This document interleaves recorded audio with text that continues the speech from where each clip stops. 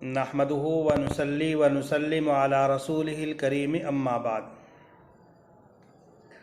آج کا عنوان ہے بسم اللہ الرحمن الرحیم پڑھنے کی فضیلت اور برکت۔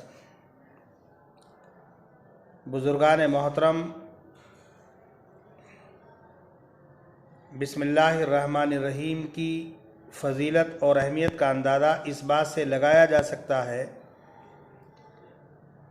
کہ قرآن کریم کی ہر سورت کے شروع میں بسم اللہ الرحمن الرحیم کو لکھا گیا، بار بار اس کو پڑھا جاتا ہے، بار بار اس کو دہرایا جاتا ہے۔ جب حضرت سلیمان علیہ السلام نے بلقیس کو خط لکھا تو اپنے خط کا آغاز بسم اللہ الرحمن الرحیم سے کیا۔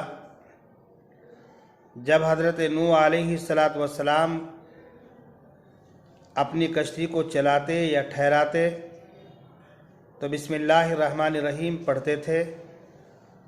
جب رسول اکرم صلی اللہ علیہ وسلم نے بادشاہوں کے نام خطوط لکھے تو آپ نے اپنے خطوط کا آغاز بسم اللہ الرحمن الرحیم سے کیا۔ حضور اکرم صلی اللہ علیہ وسلم نے ارشاد فرمایا، ہر وہ محترم بشان کام جو بسم اللہ الرحمن الرحیم کے بغیر، اللہ کی تعریف کے بغیر، اللہ کے ذکر کے بغیر شروع کیا جائے تو بے برکت ہوتا ہے، ادھورا اور ناقص رہتا ہے۔ نبی اکرم صلی اللہ علیہ وسلم نے ارشاد فرمایا کہ جب تم اپنے دروازے کو بند کرو تو بسم اللہ پڑھ کر بند کرو، جب اپنے برتن کو ڈھانپو تو بسم اللہ پڑھ کر ڈھانپو، جب اپنے چراغ کو گل کرو، اپنے چراغ کو بجھاؤ تو بسم اللہ پڑھ کر گل کرو، جب مشک کا منہ بند کرو تو بسم اللہ الرحمن الرحیم پڑھ کر بند کرو۔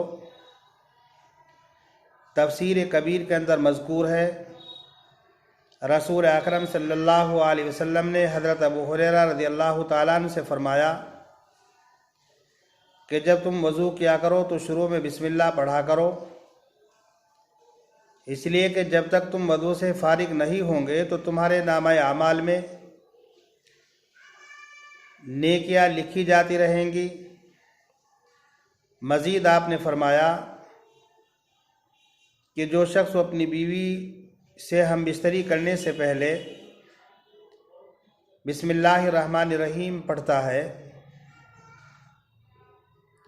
تو غسل جنابت تک اس کے نامہ اعمال میں نیکیاں لکھی جاتی رہتی ہیں،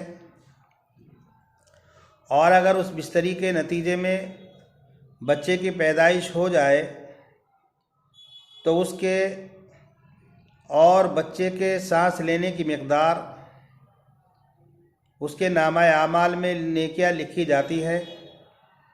رسول اکرم صلی اللہ علیہ وسلم نے ارشاد فرمایا، جب کوئی آدمی سواری پر سوار ہو اور وہ بسم اللہ الحمدللہ پڑھے تو سواری کے ہر قدم کے بدلے ایک نیکی لکھی جاتی ہے۔ اگر کوئی شخص کشتی پر سوار ہو اور وہ بسم اللہ الحمدللہ پڑھ لے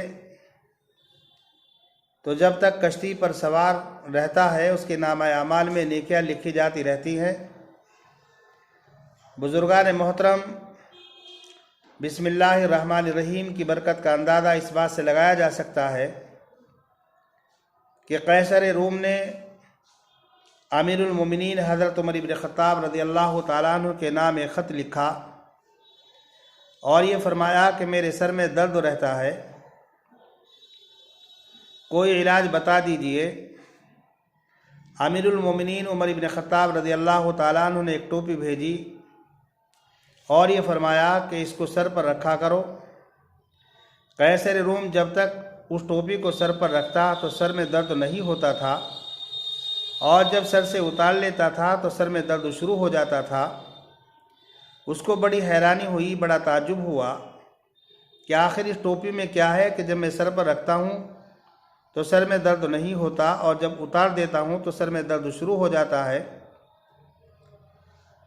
قیصر روم نے ایک دن اس ٹوپی کو کھولا تو دیکھا کہ اس کے اندر ایک پرچی ہے اور اس پرچی میں بسم اللہ الرحمن الرحیم لکھا ہوا ہے۔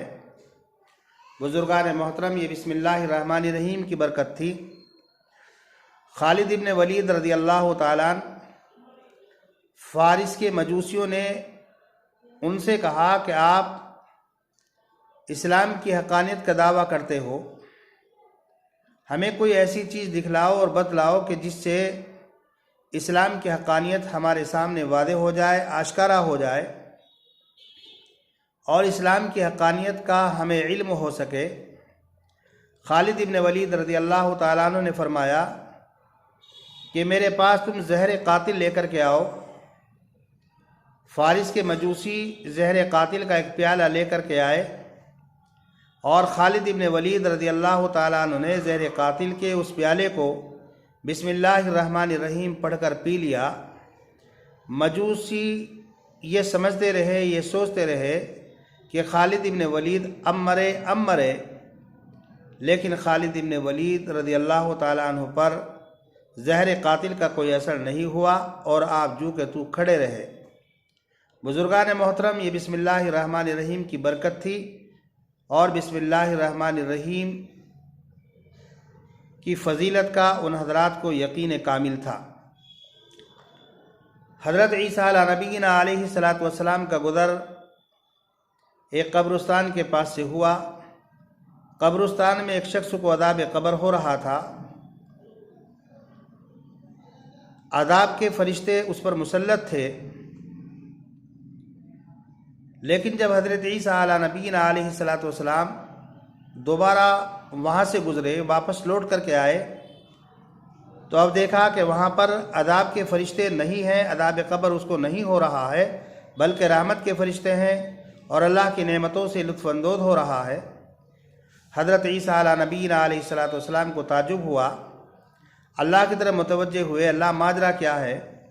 حضرت عیسیٰ علیہ نبینا علیہ الصلاۃ والسلام کو بتایا گیا کہ جس وقت اس شخص کا انتقال ہوا، یہ مجرم تھا، گنہگار تھا، اس کو عذاب قبر ہو رہا تھا، لیکن جب انتقال ہوا تو اس نے اپنی اہلیہ محترمہ کو چھوڑا جو حاملہ تھی۔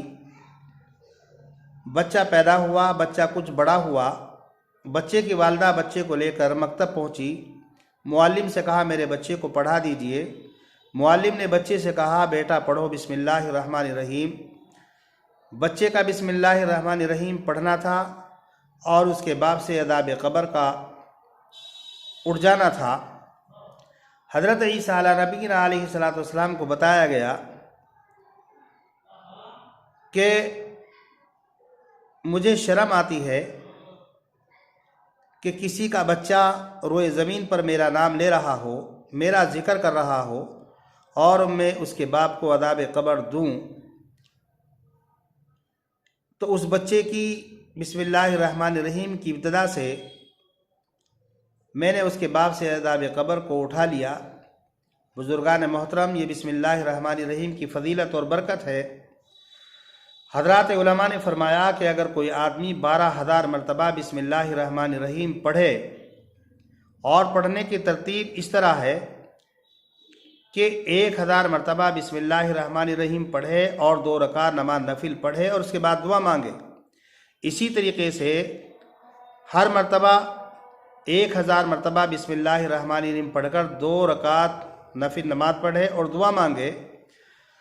جب 12,000 مرتبہ بسم اللہ الرحمن الرحیم پڑھ کر فارغ ہو جائے گا تو بڑی سے بڑی مشکل، بڑی سے بڑی پریشانی اس کی دور ہو جائے گی اور اس کا جائز مقصد پورا ہو جائے گا۔ حضرات علماء نے لکھا ہے کہ اگر کوئی آدمی 21 مرتبہ بسم اللہ الرحمن الرحیم پڑھ کر سو جائے تو بسم اللہ الرحمن الرحیم پڑھنے والا چوری سے، شیطانی اور جناتی اثرات سے اور اچانک موت سے محفوظ رہے گا۔ حضرات علماء نے لکھا ہے کہ اگر کوئی آدمی 101 مرتبہ بسم اللہ الرحمن الرحیم لکھ کر کھیت کے اندر دفن کر دے تو کھیتی آفات سے، بلیات سے محفوظ رہے گی اور اس کھیتی کے اندر برکت ہوگی۔ حضرات علماء نے لکھا ہے کہ اگر کوئی آدمی 786 مرتبہ بسم اللہ الرحمن الرحیم پڑھ کر پانی پر دم کر لے اور سورج نکلتے وقت اس پانی کو پی لے تو حافظہ قوی ہو جاتا ہے، ذہن تیز ہو جاتا ہے۔ بزرگان محترم، بسم اللہ الرحمن الرحیم کے اندر اللہ اسم ذاتی ہے، علم ذاتی ہے، اسم آدم ہے، اور حضرات فقہا نے فرمایا، حضرات علماء نے فرمایا کہ اسم آدم کے ذریعے سے جو دعا مانگی جاتی ہے اللہ تبارک و تعالیٰ دعا کو قبول کرتا ہے۔ تو ہمیں بسم اللہ الرحمن الرحیم کا ورد کرنا چاہیے، اس کا وظیفہ پڑھنا چاہیے، اور ظاہر سی بات ہے کہ رحمان الرحیم دو ایسے سیغے ہیں جس سے اللہ کی رحمت مترشح ہوتی ہے۔